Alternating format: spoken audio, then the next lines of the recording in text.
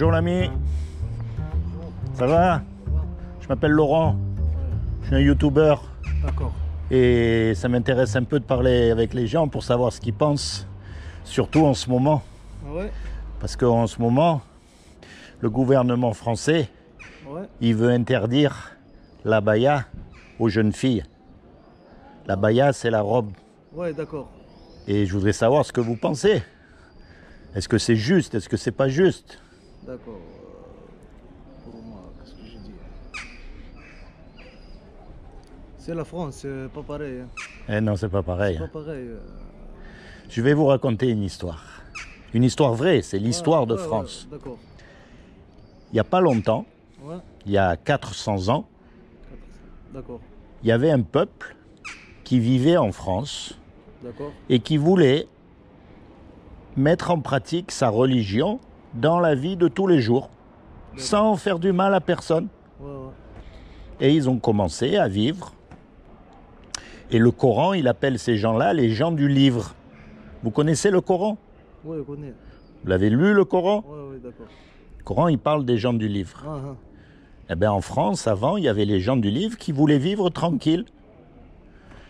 Et ils ont commencé à vivre. Et le gouvernement, à l'époque, c'était les catholiques et les royalistes. Ils ne voulaient pas. Ils étaient jaloux. Ils en avaient peur. Alors, ils ont commencé à leur interdire des petites choses. Certains métiers, ils ne pouvaient pas aller où ils voulaient. Ils leur ont mis les bâtons dans les roues, comme on dit. Ouais, d'accord. Mais ça n'a pas suffi, parce qu'il n'y avait rien qui pouvait les empêcher de mettre en pratique leur foi. D'accord.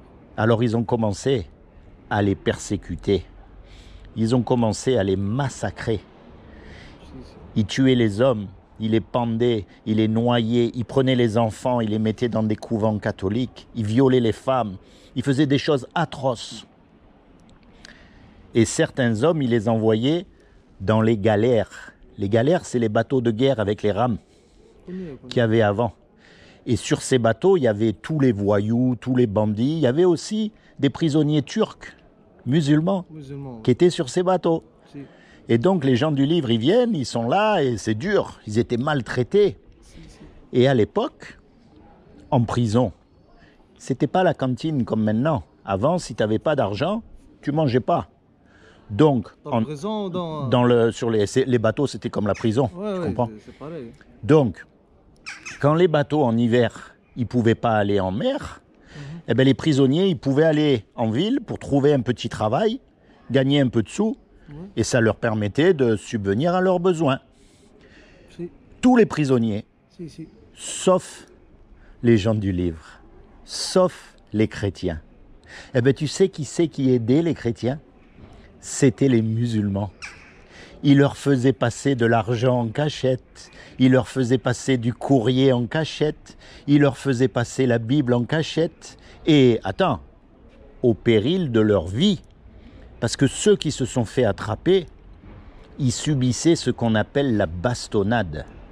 La bastonnade, on te met par terre, et avec la corde des bateaux, avec la corde trempée dans le sel, on te frappe jusqu'à ce que tu meurs. C'est dur, hein? C'est dur. Eh bien, malgré ça, les musulmans turcs, pour eux, c'était un honneur d'aider un chrétien. C'est fou, hein? Oui, hein? Et heureusement, un peu plus tard, il y a la Révolution française qui est arrivée. Et à la Révolution française, les catholiques, ils ont perdu le pouvoir. Et les chrétiens, les gens du livre, ils ont pu vivre leur foi en paix. Et il y a un homme parmi les gens du livre qui a proposé une loi. Et cette loi qui a été inscrite aux droits de l'homme et des citoyens, c'était que tout le monde peut avoir la religion qu'il veut, tout le monde peut exercer la religion qu'il veut, du moment qu'il ne fait pas du mal à quelqu'un d'autre. D'accord. Et les gens, ils ont voté la loi. Et ça, c'est les bases de la République. Mais tu vois aujourd'hui comment ça change. Oui, hein? On dirait qu'on retourne en arrière. C'est pas vrai? Oui. Et voilà. Et pourquoi? Toujours pareil. Parce que le gouvernement, il a peur des gens qui veulent vivre comme Dieu, il veut qu'on vive. Tu vois? Oui. Et j'irai même plus loin. Des fois, je me suis demandé, mais pourquoi l'islam? Pourquoi Dieu a permis qu'il y ait l'islam? Alors, tu sais ce que je me dis? Je me dis, mais si Dieu a permis qu'il y ait l'islam, c'est pour éviter que le catholicisme, il envahisse le monde. Donc, il a délimité et il a permis que tous ces gens-là, ils soient protégés par l'islam. Parce qu'avant, en Asie, en Turquie, en Afrique du Nord, c'était tous des gens du livre, c'était tous des chrétiens. Et petit à petit, il y a l'islam qui est arrivé, et en fait, ça les a protégés du catholicisme. Et tu sais pourquoi je dis ça? Issa, quand il est né, Issa, le roi Hérode, il voulait le tuer. Eh bien, tu sais où ils sont partis, ses parents? Joseph et Myriam. Ils sont partis en Égypte se cacher. En Égypte. Donc c'est encore l'Égypte qui a caché les gens du livre. Tu vois? C'est l'histoire du monde, elle est merveilleuse parce qu'en fait, il n'y a rien de nouveau sous le soleil. Et Dieu a voulu protéger les vrais croyants au travers de l'islam. Mais maintenant, attends, quand je dis islam, moi je parle des vrais musulmans, hein. Pas ceux qui vendent la drogue, pas ceux qui tuent les gens, pas tout ça, parce que ça, c'est pas des vrais musulmans, ça.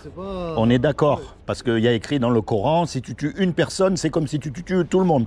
Et si tu sauves une personne, c'est comme tu sauves le monde entier. Exactement. Moi, je parle des vrais, ceux qui sont vraiment... Parce que musulman, ça veut dire soumis à Dieu. Ceux qui sont vraiment soumis à Dieu, ceux qui veulent vraiment servir Dieu. Et Dieu leur a donné un livre qui est le Coran. Et ce qui est merveilleux dans le Coran, c'est qu'il y a un chemin. Et ce chemin, il mène au paradis. Et ça, c'est dans le Coran. Et ce qui est drôle, c'est que ce chemin, il rejoint le chemin des gens du livre. Il rejoint le chemin des chrétiens. Tu sais ce qu'il y a écrit dans le Coran? Regarde. Il y a écrit dans la sourate Yunus. C'est quoi, Younes? La sourate Yunus. C'est dans le Coran, ça. Il a été, eh bien, comme ça tu vas connaître, il a été ordonné à Mohammed, et par là à tous les musulmans, de considérer la Bible comme première source de révélation. Ah, c'est écrit, hein, tu peux y aller, tu peux lire. Hein. Je ne l'ai pas inventé, hein, ça c'est dans le Coran et tu peux vérifier, il y a la référence. Hein. Tu vois? Je sais pas, c'est pas langue... Ça c'est en français. Oui, c'est pas langue pour les musulmans, ça. Ah bah c'est normal, après il faut aller voir dans le Coran. Ouais. Tu regardes Yunus 10, 94, et là tu vérifies. Tu vérifies si j'ai bien traduit ou pas. Tu vois? Ouais. Il y a marqué déjà que... Parce que regarde, le Coran il dit même comment reconnaître un vrai chrétien d'un faux chrétien. Il dit par exemple aux gens du livre, vous ne reposez sur rien tant que vous ne vous conformez pas à la Torah et à l'Évangile.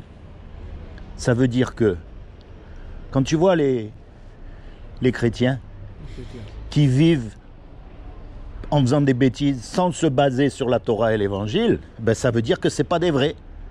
Tu vois, le Coran, il identifie les vrais des faux. Et en plus, le Coran, il dit, et ne discutez que de la meilleure façon avec les gens du livre, sauf ceux d'entre eux qui sont injustes. C'est-à-dire, sauf ceux d'entre eux qui ne suivent pas la Bible, ça veut dire des hypocrites. Si tu dis que tu es dans une religion et que tu ne suis pas ce qu'elle te dit ta religion, tu es un hypocrite, on est d'accord? Tu vois, c'est pour ça que c'est merveilleux le Coran. Parce qu'il te montre le chemin pour arriver au salut, à la connaissance du salut. Et il te dit, le Coran, qu'il faut écouter les gens du livre. Ça, c'est pareil, c'est dans la sourate l'araignée. Attends, si je ne me trompe pas... Non, ça c'est d'après Abu Daoud, Ibn Omar rapporte. Voilà. Un jour, ils amènent une femme au prophète. Une femme qui a commis un adultère. Et ils disent au prophète, « Prophète, qu'est-ce qu'il faut qu'on fasse à cette femme ?» Et le prophète, il dit, « Vous avez la Torah, vous avez les évangiles. Faites ce que vous dit la Torah et les évangiles. » Tu vois, le Coran, en fait, il a été fait pour les vrais musulmans, pas les hypocrites qui vendent de la drogue et tout, pour les vrais musulmans, ceux qui cherchent vraiment. Il y en a même français, ils vendent de la drogue aussi. Ben exactement. Les Italiens, les Juifs, je sais pas quoi. Et donc il a dit comme ça, voilà, moi dans le Coran, je vais mettre un passage pour que ceux qui me cherchent vraiment et ceux qui lisent vraiment le Coran, pas ceux qui disent ouais moi je connais mais qui le lisent pas, non les vrais, et je vais leur montrer le chemin pour aller au ciel. Et le chemin qui va au ciel, c'est les gens du livre qui le détiennent. Et les gens du livre ils disent une chose, c'est que Dieu, il nous a donné une loi, la loi de Moussa, les 10 commandements. Et cette loi-là, c'est la loi parfaite. C'est la loi qu'on doit suivre pour aller au paradis. Tu mentiras pas, tu voleras pas, tu commets pas d'adultère, tu honores tes parents. Mais le problème, c'est qu'on a tous menti. On a tous déjà pris quelque chose que c'est pas à nous. On n'a pas toujours honoré nos parents parce qu'on leur a désobéi. Des fois, on a regardé des femmes comme ça, avec des idées dans la tête. On a regardé une image pornographique. On a tous les hommes. Il n'y a pas un homme. Ouais. Tu vois? Donc, si Dieu il est juste, il est obligé de nous déclarer coupables. Et si on est coupable, c'est l'enfer. Et ça, c'est terrible. Terrible, terrible, terrible. Et il n'y a rien à faire parce qu'on ne peut pas retourner en arrière pour effacer le mal qu'on a fait. Et on ne peut pas dire à Dieu non plus, on ne peut pas dire au juge, hé, tu es miséricordieux, tu es bon, je te promets, je ne recommencerai plus. Il va dire, c'est vrai que je suis miséricordieux, c'est vrai que je suis bon, mais toi là, il faut que tu payes pour le mal que tu as fait. Sinon, la personne à qui tu as fait du mal, elle va dire que je ne suis pas juste. Tu vois, il est obligé. Alors comme il a vu que nous, on ne peut pas y arriver, eh bien, il a fait quelque chose. Et ce qu'il a fait, c'est qu'il est descendu lui-même sur terre et il s'est habillé avec un corps. Il a pris une forme humaine qui est Jésus, qui est Issa. Et il a dit, quiconque croit que Jésus est le Fils de Dieu et qu'il est ressuscité des morts, il aura la vie éternelle à mes côtés. Mais quand je dis Fils de Dieu, parce que je connais, c'est pas comme nous, on a des fils. Dieu, il peut pas, il n'a pas de femme. Il n'a pas de relation sexuelle avec une femme. Il n'a pas tout ça, lui. Quand on dit fils de Dieu, c'est comme quand les Égyptiens, on les appelle les fils du Nil. Mais le Nil, il ne peut pas avoir de fils. C'est une image. Les Arabes, on les appelle les fils du désert. Mais le désert ne peut pas avoir de fils. C'est une image. Tu sais, en arabe, il y a une expression qui dit bint el shafa. Les paroles, les filles des lèvres. Bint quoi? El shafa. Shafa, les lèvres. Shafa. Comment on dit les lèvres en arabe? Shafa. Oui, comme ça, ouais. Alors, bint el shafa, les filles des lèvres. Ouais. Mais les lèvres, elles ne peuvent pas avoir des filles. C'est une expression. Oui. Alors quand on dit Ouais, fils, juste langue comme ça, ouais. quand on dit fils de Dieu, c'est pas parce que c'est son fils comme nous on a des fils. Ce que ça veut dire, c'est que quand tu le vois agir, penser, faire, en fait tu vois Dieu que tu peux pas voir.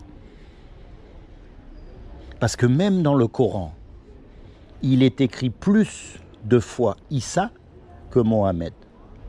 Et Mohamed, il a jamais dit qu'il allait sauver qui que ce soit. Jamais. Tu peux chercher dans le Coran, hein. Moi je te dis, si tu trouves, tu me dis. Il a jamais dit. Par contre, il est écrit dans le livre, un seul nom nous a été donné sous le soleil par lequel on peut être sauvé, et c'est le nom de Issa. Alors moi, mon ami, je t'encourage, pas juste à croire ce que je t'ai dit comme ça. Dis-moi, quoi? Je t'encourage à chercher de tout ton cœur. Toi, quand tu es là, tu vois, tout seul, à quoi tu penses? Est-ce que tu penses à Dieu? Est-ce que tu cherches? Est-ce que tu lui parles? Est-ce que tu lui dis, voilà, moi, je sais que je vais mourir, je sais qu'un jour, je sais que j'ai fait des bêtises comme tout le monde, je sais que je vais passer devant le tribunal, qu'est-ce que je dois faire? Voilà, tu lui parles, tu cherches Dieu de tout ton cœur. Parce qu'on va mourir un jour et on ne sait pas quand. Moi, je te souhaite de vivre très vieux, avec tout le monde que tu aimes, avec de l'argent plein les poches, avec tout ce qu'il faut. Mais je ne peux pas te garantir 5 minutes. On ne sait pas quand on part. Et il faut être prêt. Parce qu'après, on ne revient pas. Après, c'est trop tard. Alors, si ce que je t'ai dit, c'est pas vrai, c'est pas grave. On aura discuté 5 minutes et puis c'est tout. Ah oui, mais si c'est vrai, tu risques de perdre gros. Et c'est pour ça qu'il faut réfléchir. Et c'est pour ça qu'il faut parler à Dieu, qu'il faut lui penser. Et tu sais, la prière, c'est quoi? Prière, c'est parler avec Dieu. Tu lui dis ce que tu as dans ton cœur. Parce que personne ne peut savoir ce que tu as dans le cœur. L'imam, il ne peut pas savoir ce que tu as dans le cœur. Ah bah oui. Tu comprends? Il n'y a que Dieu qui sait. Alors tu lui parles et tu le cherches. Et tu le mets en premier dans ton cœur. Quoi que tu fasses, quand tu vas au travail, tu dis voilà, moi Dieu, je veux être un homme de Dieu. Quand tu vas avec tes amis, tu dis voilà, moi je veux être un homme de Dieu parmi eux. Quand tu vas dans ta famille, partout, tu mets toujours Dieu en premier dans ton cœur. Et tu penses à ce que je t'ai dit. Et tu lui demandes, est-ce que Issa c'est le sauveur ou pas? Tu comprends ce que je veux dire? Tu lui parles. Parce que lui, il va te donner la révélation ou pas, je sais pas. Peut-être c'est pas vrai ce que je t'ai dit, je sais pas. Je sais pas. Tu vérifieras tout ça, tiens, c'est pour toi. Mais tu vérifieras en ça, arabe. Les langues, c'est pas arabe, là, tu vois. Mais c'est normal, parce qu'ici, on est quoi? On est en France. Oui, en France. Alors moi, j'ai la chance aujourd'hui, je tombe sur toi. Mais je parle à beaucoup de Français aussi. Et il faut qu'ils sachent ce qu'il y a écrit dans le Coran. Et comme ils lisent pas l'arabe, je suis obligé de le mettre en français. Mais il y a les références. Tu vois, tu as marqué les sourates, où c'est que c'est. Donc tu vas voir par exemple sourate l'araignée, avec la référence. Et tu vas vérifier en arabe si c'est vrai ou pas. Tu comprends? Je vais rêver tout avant. Toujours, il faut toujours vérifier. Ouais, je connais tout les lettres, tu vois. Le Coran, je connais tout. Ouais. Ah bah alors tu vois que c'est vrai ce que je t'ai dit. Ah. Je connais tout. Tu vois, l'islam c'est comme ça, l'islam, tu vois. Il faut apprendre. Comme ça, surtout les Tunisiens, comme ça. T'es tunisien? Je suis tunisien. Ah, le couscous poisson, oui. C'est le meilleur. Et celui qu'elle faisait ma grand-mère, le meilleur. Parce que ma grand-mère, elle était de Tunisie. Oui, il y en a beaucoup là-bas, oui. Hein. Il y en a beaucoup partout là-bas, ils restent là-bas. Et moi, j'ai un cœur pour les musulmans. Parce que je veux que les musulmans, ils aillent au paradis. Mais c'est pas pareil, les musulmans, tu vois. C'est les Turcs comme les Tunisiens comme, tu vois. Je sais. Oui, c'est pas tout musulman. C'est comme... Tu regardes visage noir et barbe comme ça, t'as dit musulman, non, c'est pas du tout musulman. Non, il y a de tout aussi. Mais c'est comme ici, les chrétiens, il y a de tout. Tu as les catholiques, tu as les témoins de Jéhovah. Il dit, mais tu sais comment tu sais les vrais? Le vrai musulman, qu'il soit tunisien, marocain, turc, peu importe, c'est le Coran d'abord. Et le chrétien, pareil. Le vrai chrétien, c'est pas celui qui met la croix là, hein. C'est celui qui met la Bible en pratique dans sa vie, dans son cœur. Et moi, ce que j'ai remarqué, c'est que le Coran, qui a été donné après la Bible, eh bien en fait, il renvoie les musulmans vers la Bible. Et ça, c'est merveilleux. C'est merveilleux, parce que comme ça, on sera au paradis. Tu comprends? C'est ça, moi, que je veux. C'est que les musulmans, ils aillent au paradis, et toi en particulier. Je veux que tu ailles au paradis. Je veux te voir là-haut. Parce que là-haut, il paraît que c'est inimaginable. On ne peut même pas s'imaginer comment c'est, tellement que c'est merveilleux. Regarde déjà la terre comme elle est belle. C'est les hommes qui cassent tout, hein, mais la terre, elle est merveilleuse. Les papillons, les lions, la terre, c'est fantastique. Les poissons, les dauphins, c'est vrai. Alors imagine là-haut, où il n'y a pas le péché, il n'y a pas le mal. Il n'y a rien, il n'y a même pas un mensonge au paradis. Il y a marqué, le mensonge, il ne peut pas rentrer. Il ne peut pas rentrer au paradis. C'est comme le vol, il ne peut pas rentrer. Bah oui. La douleur, la maladie, elle ne peut pas rentrer. Donc imagine comment ça doit être encore plus beau qu'ici. Et moi, je veux que tu sois là-haut, mon frère. C'est comment ton prénom? Habib. Habib. Moi, c'est Laurent. Habib, je prie vraiment que Dieu se révèle à toi dans ton cœur comme son sauveur et ton Seigneur. Je prie qu'il te donne le désir de ton cœur, qui te détourne du péché à tout jamais et plus que tout qui te permette de rentrer dans ta destinée éternelle, toi et toute ta famille. D'accord? Je t'en supplie, Habib, rapproche-toi de Dieu avant qu'il soit trop tard, parce qu'on ne sait pas quand on part. Ok?